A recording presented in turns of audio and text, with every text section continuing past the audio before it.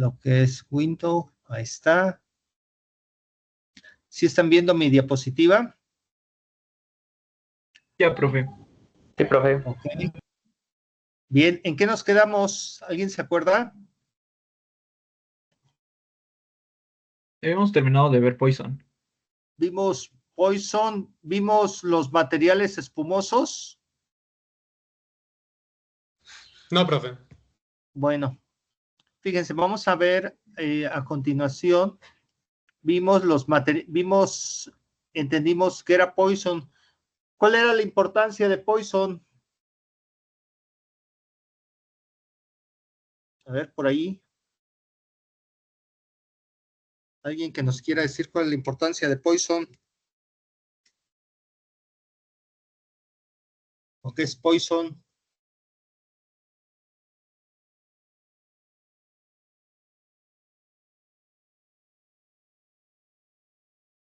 A ver, los escucho. Creo que era la deformación transversal, ¿no? Que se supone Era que una tiene. relación entre la deformación transversal y qué más. Ajá, porque es negativa porque se reduce. Ok, muy bien. ¿Y qué más?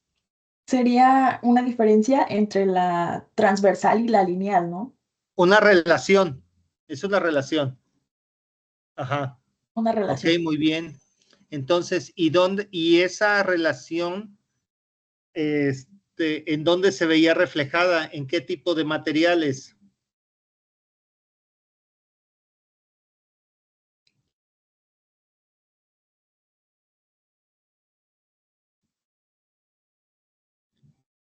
¿Serían los isotrópicos? Ajá. Los isotrópicos, ¿cuáles eran? A ver. Iso todos iguales. ¿Qué significaba eso? Que tienen las mismas propiedades mecánicas en sus tres dimensiones, ¿no? En todas las superficies. Ok.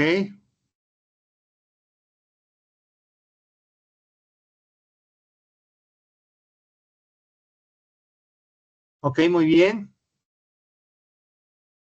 Y los anisotrópicos.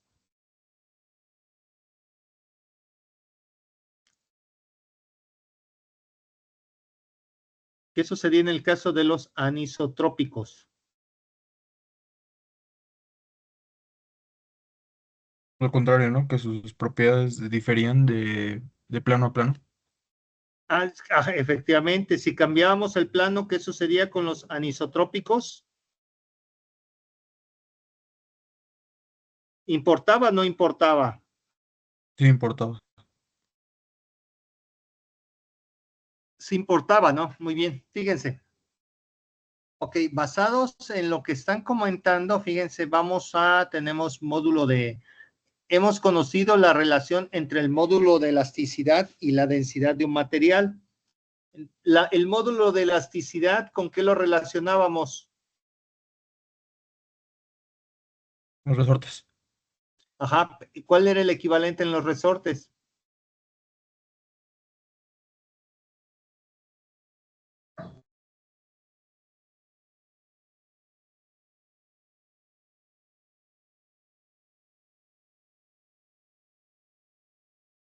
¿Cuál era el valor de los resortes?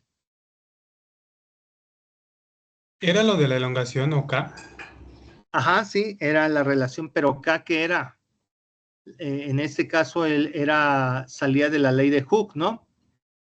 Era el coeficiente de elasticidad.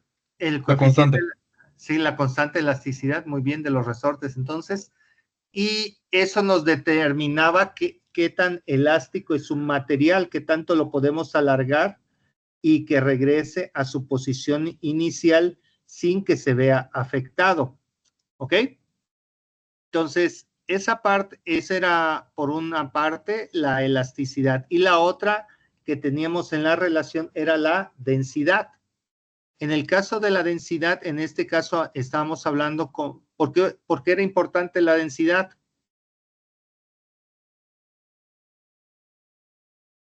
¿Alguien recuerda?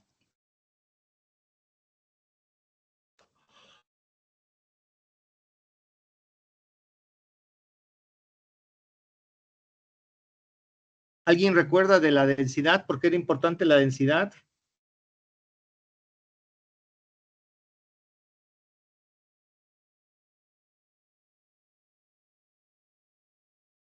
Donatiu.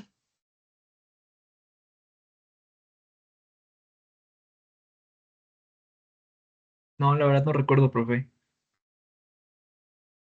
Cuando medimos ¿por qué medimos la densidad? Jesús Gabriel Méndez.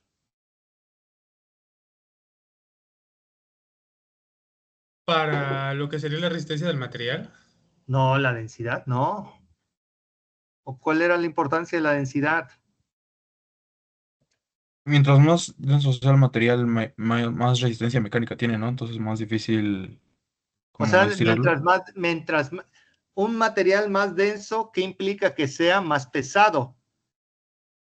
Y para condiciones de diseño, ¿un material pesado sería algo bueno? ¿O cómo lo consideran ustedes?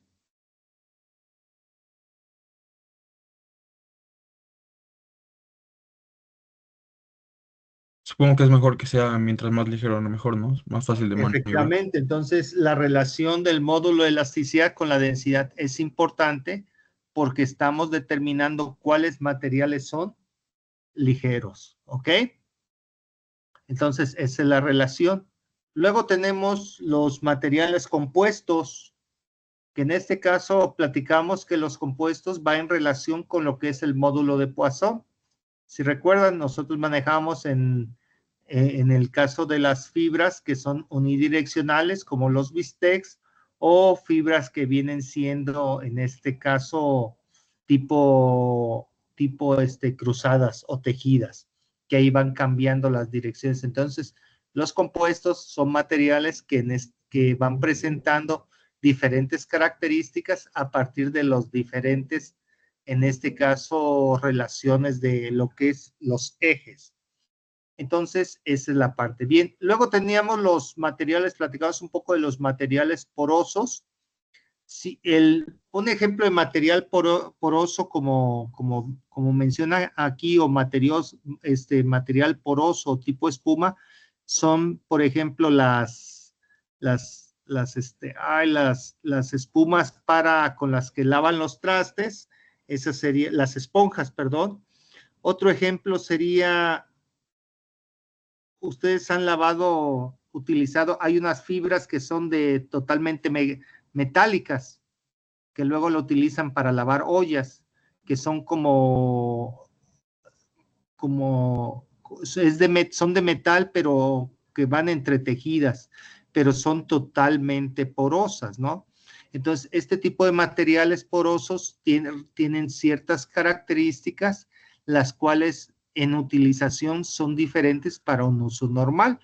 Entonces, ahí lo que se busca no es, en este caso, lo que tiene que ver con la ligereza del material. Ahí se utiliza para otro tipo de condiciones. Una de ellas puede ser las cuestiones de reducciones de ruido, las reducciones acústicas podría ser un ejemplo, ¿no? Entonces, obviamente son materiales que presentan, en este caso, son un agente espumoso y pueden ser plásticos, pueden ser metales, cerámicos o vitrosos, o sea, cerámicos, vidrios, ¿no? Que es el vitroso. Entonces, esas son algunas de las diferentes características. Entonces, y aquí pues va en función de lo que es la relación de módulo del material del sólido más el tamaño, en este caso, de las celdas. Si se dan cuenta aquí, las celdas que se mencionan aquí en los ejemplos son celdas que están, en este caso, abiertas, obviamente por la característica del material tipo poroso. Bien, luego tenemos algunas características que vienen siendo como la tensión o compresión de un material, que eso la hemos visto en otras sesiones, lo que es la tensión. Tenemos una barra a la cual le aplicamos lo que es una fuerza tensión, le podemos aplicar una fuerza de torsión, que es el giro, o una fuerza de flexión. Entonces, ahí lo que se está representando son las diferentes, en este caso, esfuerzos que se van presentando en todo lo largo de una pieza circular o una pieza cuadrada. Entonces, vean, por ejemplo, en el caso de la tensión, que viene siendo la primera pieza, se van generando esfuerzos en el sentido en el que se aplica la fuerza. Cuando hablamos de flexión, que es la segunda foto, vamos a tener, si doblamos en este caso la barra cuadrada, vamos a tener en los extremos una fuerza de tensión que va a buscar alargarse, pero en la parte interna va a tener un efecto de compresión que se quiere acortar. Entonces tenemos, todo esto va a ir cambiando en función conforme va pasando por la línea de centro, que es el eje neutro, se le conoce como el eje neutro. Observen que en el eje neutro todos los esfuerzos son, el esfuerzo vale cero, porque es totalmente una línea recta. No es curva como en la parte superior o curva en la parte interna. Y luego vamos a tener lo que es la deformación por lo que tiene que ver con la torsión, que es muy parecida a la flexión, pero aquí la diferencia es que el esfuerzo que se va a estar trabajando es un esfuerzo del tipo cortante, el shear stress, ¿ok? Entonces, aquí tenemos los diferentes elementos que se van presentando en los esfuerzos. Y luego vamos a tener, bueno, otro tipo de flexión, en este caso que se presenta en unas barras. Si las barras las apoyamos entre dos rodillos, entre dos apoyos, y le aplicamos una fuerza en el centro, se va a generar una curva, que dicha curva es una deformación, es una flexión, ¿ok?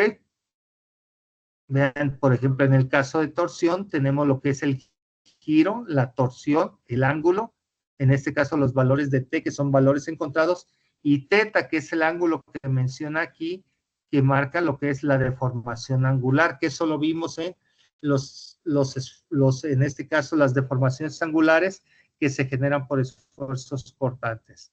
¿Sí se están viendo las diapositivas, jóvenes? Sí, profe. Ok, perfecto. Luego, otra forma de deformación es en las columnas, que en las columnas es en este caso, si les aplicamos una fuerza en un extremo, cómo van cambiando las condiciones de deformación. Van siendo variantes, se va presentando un pandeo. Entonces, estas son algunas de las formas en las cuales se va presentando lo que es las diferentes deformaciones basados en lo que tiene que ver fuerzas y deformaciones. Y aquí hay que tomar en cuenta que esa relación se genera a partir de los valores que son de lo que es los valores de K, que son las constantes del resorte, que sería el equivalente a las constantes del resorte. ¿Ok? ¿Y por qué es importante enseñar todo esto? Porque vamos a tener, en este caso, algo que hay que ir considerando, tiene que ver con las propiedades mecánicas de lo que son los materiales. Las propiedades mecánicas de los materiales vienen siendo las propiedades que tiene el material al momento en que se le van aplicando las fuerzas. Se va aplicando una fuerza, el material va a sufrir ciertos cambios en este caso de deformaciones, y esos cambios que estamos presentando o que estamos mencionando son característicos de cada diferente tipo de material. ¿Y cómo obtendríamos este tipo de condiciones o de propiedades? Todas estas propiedades mecánicas que estamos mencionando las vamos a obtener a partir de la prueba en este caso, es una prueba de ensayo a tensión. Entonces, si queremos conocer las propiedades mecánicas de los materiales, es necesario que hagamos pruebas mecánicas. Las pruebas mecánicas o ensayos mecánicos son pruebas que se le realizan a los materiales para que vayan conociendo ustedes, en este caso, cuáles son las diferentes propiedades mecánicas. A ver, les voy a pasar un pequeño video para que conozcan algunas pruebas mecánicas. A ver, permítame un momento.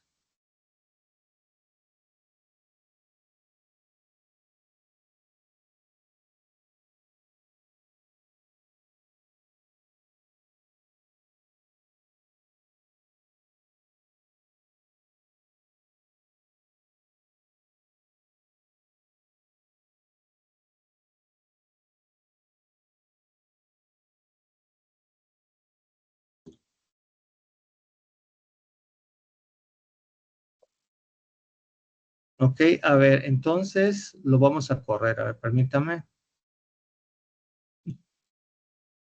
A ver, váyanlo. ¿Dónde estás? Compartir. ¿Sí se ve el YouTube, jóvenes? Ya, profe.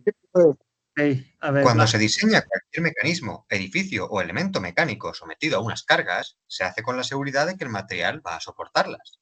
Pero, ¿cómo se puede conocer la resistencia de un material? Entre otros, destaca el ensayo de tracción. Vamos a verlo.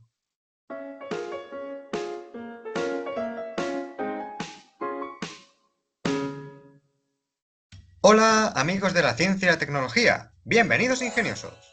En el vídeo de hoy vamos a aprender en qué consiste el ensayo de tracción y qué información nos aporta acerca de un material. El ensayo de tracción es un ensayo simple pero muy completo y consiste en producir un alargamiento estirando o traccionando de una probeta del material que vamos a analizar. Estas probetas tienen una geometría normalizada, siendo las cabezas mucho más anchas que la zona central. La probeta se sujeta en la máquina de tracción, agarrando las cabezas con unas mordazas, y entonces la máquina aplica un desplazamiento a una velocidad controlada, separando las mordazas. A partir del sistema de adquisición de datos de la máquina, la fuerza que se está aplicando para deformar la probeta es registrada y se grafica en función del desplazamiento para cada instante.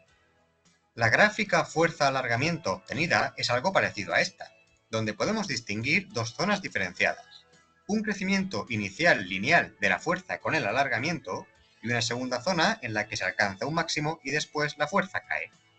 Vamos a observar la evolución de la probeta durante el ensayo. Esta cuenta inicialmente con una longitud calibrada, donde la sección es constante. Conforme avanza el ensayo, la longitud se incrementa y la fuerza aumenta. La deformación que se produce en la probeta está homogéneamente repartida por toda su longitud, y se observa como a medida que se alarga hay una reducción de la sección de la probeta, que es igual en toda la longitud, hasta llegar al punto máximo. El máximo de la curva es la mayor carga que es capaz de resistir esta probeta de este material. A partir de este punto se observa el fenómeno de la estricción, localizando una zona en la que se produce una reducción acelerada de la sección, hasta llegar a la rotura.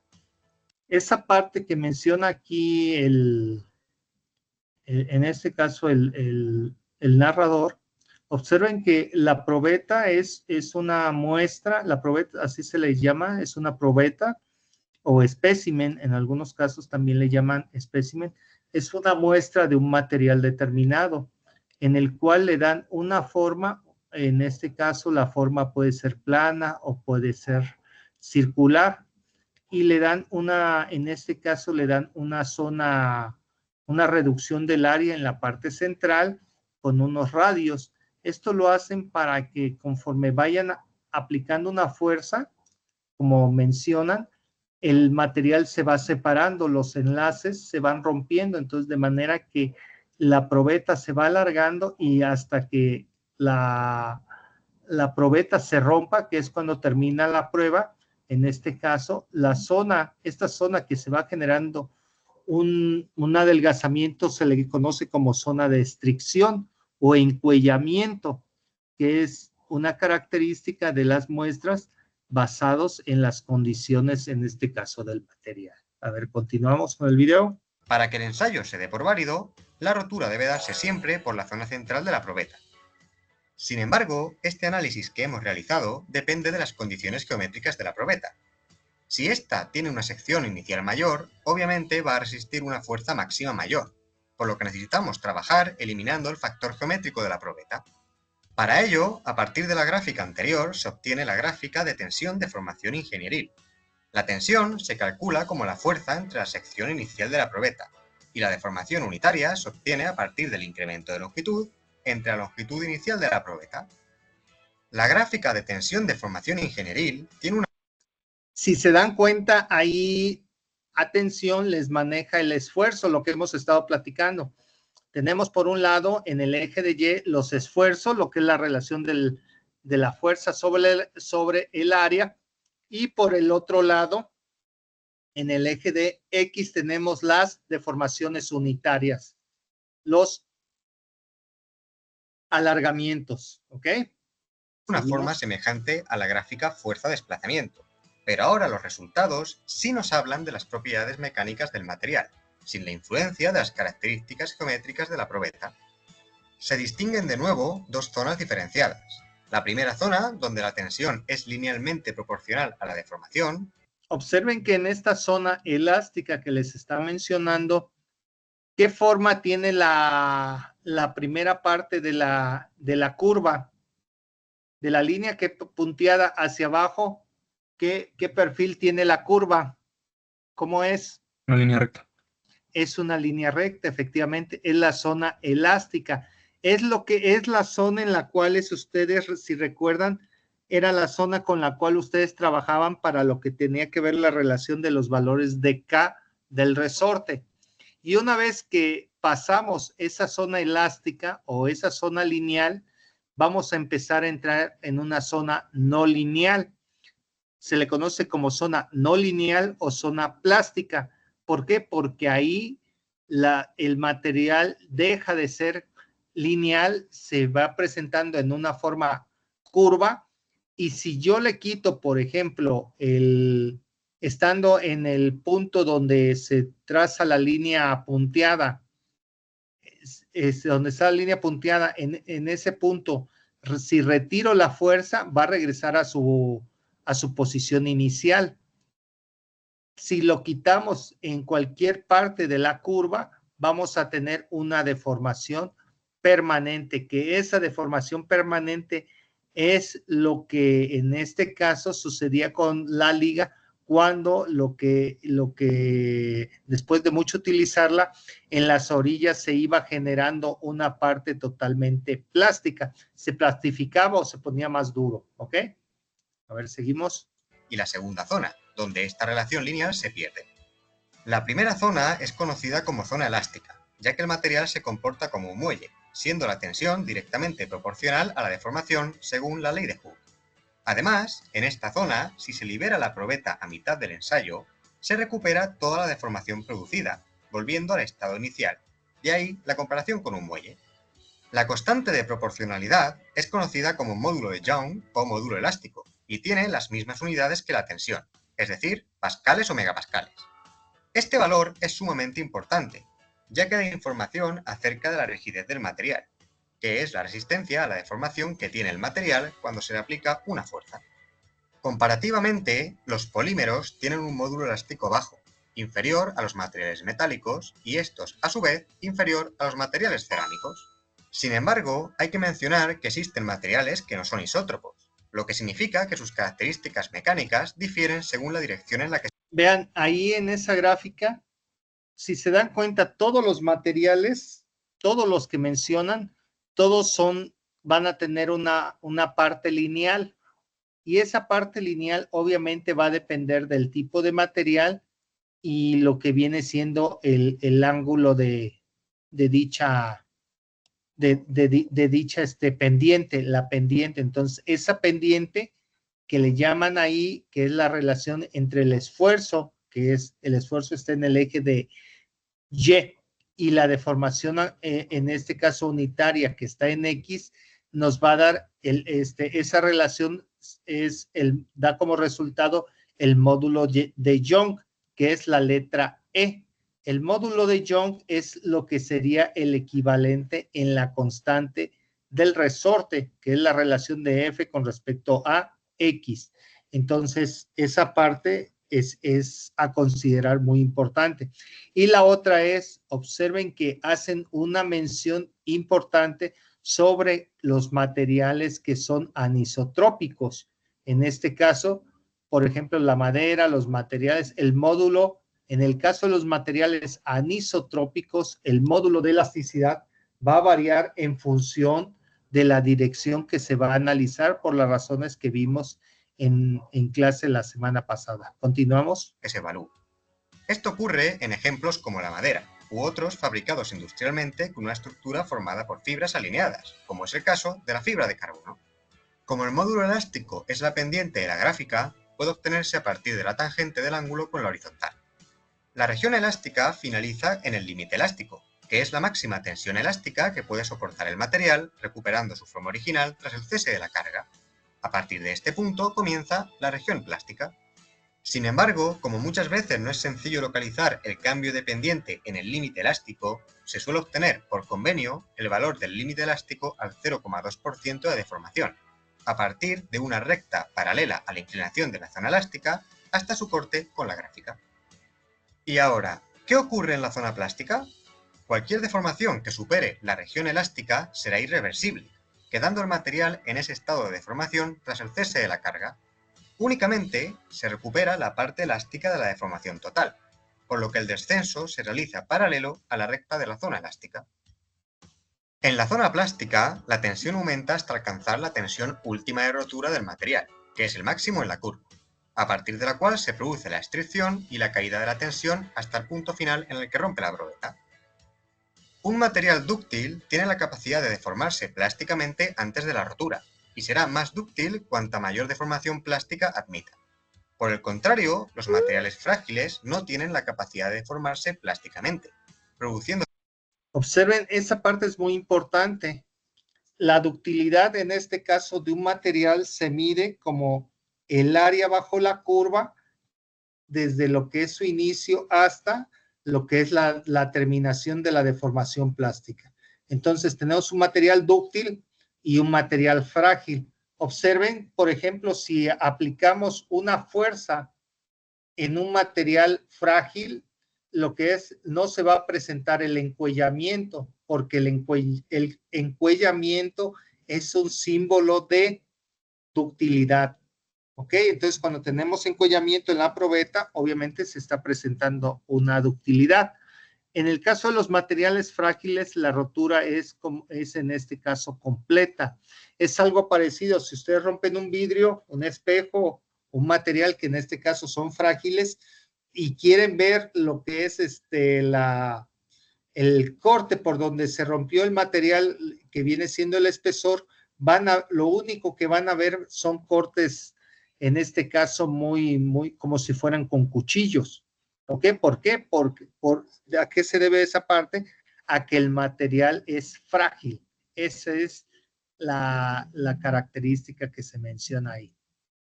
Continuamos. La rotura en una etapa temprana tras el límite elástico, presentando así una curva característica mucho más corta.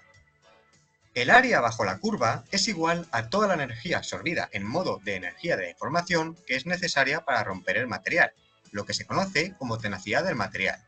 El área bajo la curva en la zona elástica es la energía necesaria para deformar elásticamente el material, lo que se conoce como resiliencia.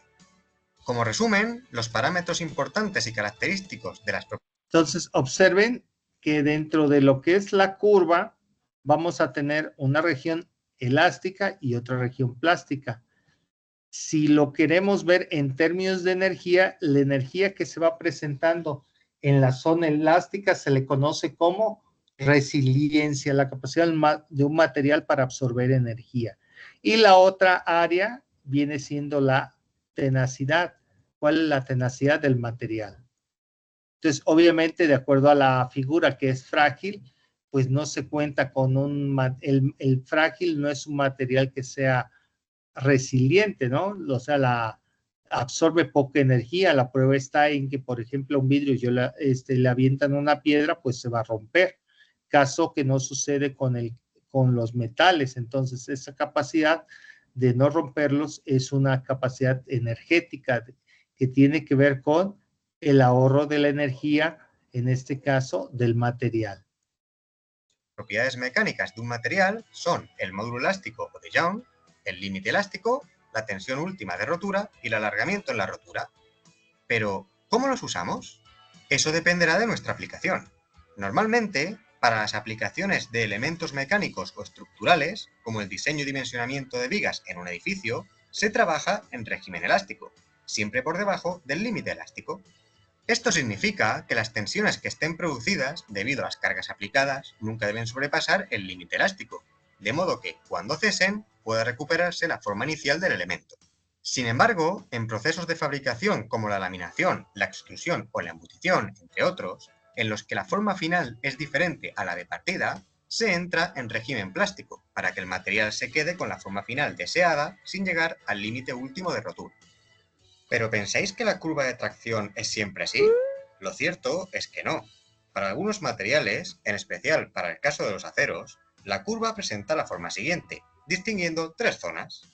Entre las zonas elástica y plástica de la curva aparece una tercera zona, llamada zona de fluencia o de cedencia. Como describe la forma plana de la curva, al sobrepasar el límite elástico se produce una deformación apreciable del material sin incrementar la tensión aplicada. La tensión en el punto de inicio se llama límite de fluencia, y la deformación producida en esta zona es también irreversible. Este fenómeno es debido a la liberación de dislocaciones, generando una brusca deformación. Pero estos y otros conceptos los veremos en próximos vídeos. Muchas gracias por elegir el canal.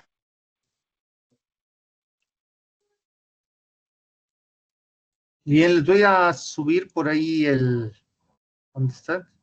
Les voy a subir en el chat el video para que si gustan, en este caso, verlo después con más calma y comentar. Esos conceptos los vamos a ir platicando mañana, verlos un poco. ¿Sí quedó claro? ¿Alguna duda, comentario, jóvenes? No, profe, todo claro. Ok, gracias. Bien, les voy a pasar lista para que se vayan a comer.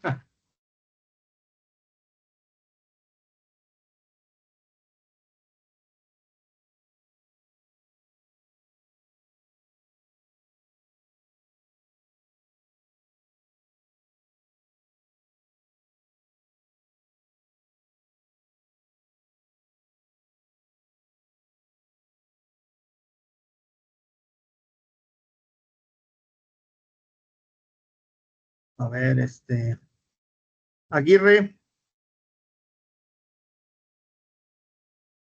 América, Presente, profe.